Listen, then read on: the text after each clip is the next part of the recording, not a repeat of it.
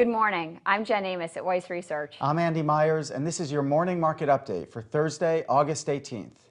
It's been quiet for a few days on Wall Street after last week's bout of intense volatility, but it seems like the bears are back in force today. It began with renewed concerns about the perceived lack of action from Eurozone leaders to address the sovereign debt crisis. That's sending Germany's DAX index down nearly 5%, and the numbers are not much better for the continent's other major markets.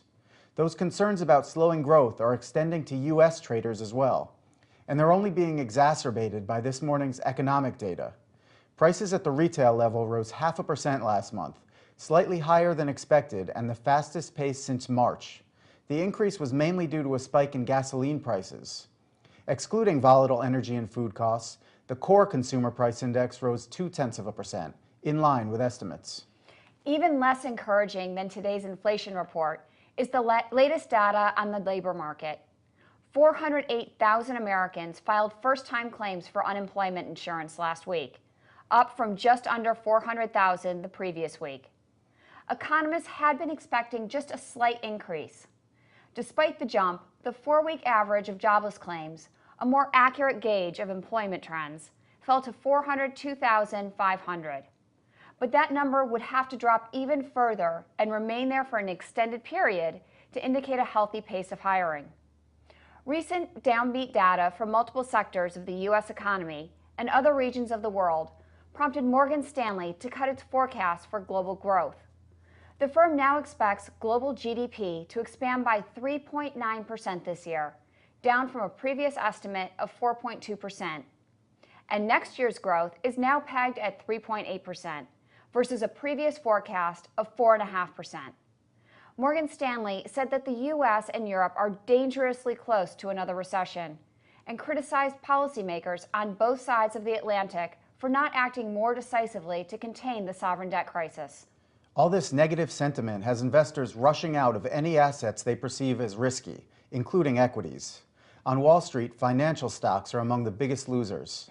Right now, Bank of America is tumbling 6%.